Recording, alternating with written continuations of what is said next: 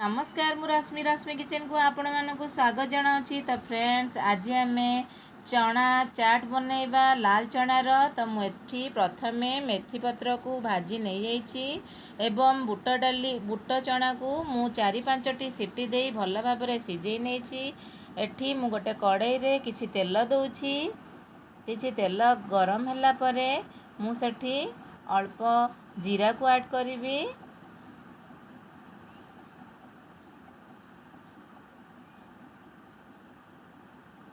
वर्तमान आमर जीरा फुटी सारी देखंतु हल्का गोल्डन ब्राउन कलर हो जाइए। मोर अदा एवं रसुण को छेची दे देइछि। किछि कंचा लंका को मध्य करी ऐड कर देइछि काटी। एबे वर्तमान आम आपको हल्का भाजी नबा। किछि फ्राए करी अल्प पानी ऐड करिबा। आम एथिरे पानी फुटी सारी मुठी किछि धनिया पाउडर ऐड करूछि। किछि जीरा पाउडर दउछि। जेते धनिया पाउडर नेबे तार अधा जीरा पाउडर नेबे। वर्तमान मु किछि हळदी गुंड ऐड करूछि। किछि लंका पाउडर ऐड करिवि।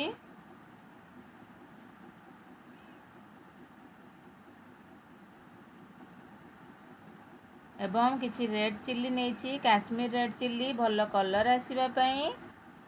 एठी किछि कळा लूण मु नेछि।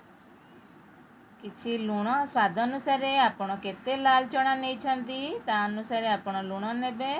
एवं ताकू भल भाव आमे मसाला को फ्राए करिबा। देखंतु केते सुंदर कलर आसी सारिछि। मोठी किछि गरम मसला अल्प ऐड करिछि। जो सिझेई रखिथिले आमे लाल चना को ताकू पानी अल्प पानी थिबो ताकू आमे ऐड करिबा। ता भितरे हमर मसला एवं लूण सबू भल भाव आमे कवर करदबा द्वारा भल भाव सिझी तापर ऑब्जर्व कर नब। देखंतु वर्तमान मु कवर कर नउची 5 मिनिट पई। किछि जुआणी दबा आजवाइन जहाँ आमर हजम करिवारे किंबा गैस्ट्रिक प्रॉब्लम हबो नाही सेथि पई आमे किछि आजवाइन ऐड करिबा। पुणी थरे कड़ाई कवर करी फ्राए करिबा। देखंतु केते सुंदर मोर मसला सबू सोख हो सारी केते सुंदर। आमे वर्तमान एई चना को किछि समय पई ठंडा कर नबा फैन सहायता रे। देखंतु केते सुंदर सिझिछि मोर चना गुड़िक। देखंतु मसला मध्य केते सुंदर लागिछि।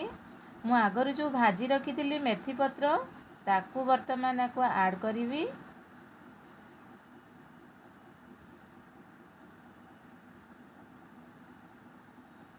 वर्तमान एठी काटी रखिथिबा काकुड़ी टमाटर कंचा लंका पियाज सबू को आमे ऐड करनबा। यह बहुत हेल्दी होता है। आपण संध्या समय रे घरे निश्चित भाव ट्राए करंतु खाइबा पई। देखंतु मु एठी गोटा लेंबू नेछि। पूरा गोटे लेंबू भल भाव रे चिपुड़ी नेबे। आपण मध्य एही सबू प्रोसेस एही सबू स्टेप फॉलो करंतु बनांतु देखिबे बहुत टेस्ट लागि थाए। मु एठी किछि चाट मसला नेछि गोटे 1.5 चम्मच रो। लेंबू चाट मसला देबा द्वारा ता फ्लेवर टी बहुत चटपटा होई थाए। भल भाव रे चलंतु आमे आको घांटी नबा। वर्तमान आमर रेडी हो सारिछि लाल चटपटा चना चाट मसाला रेडी हो सारिछि। आपण मानकु मोर ई रेसिपीटी किपरि लागिला कमेंट बॉक्स रे जणांतु। मोर चैनल को लाइक शेयर सब्सक्राइब करने को भूलिबेनी। नमस्कार धन्यवाद जय जगन्नाथ थैंक यू बाय।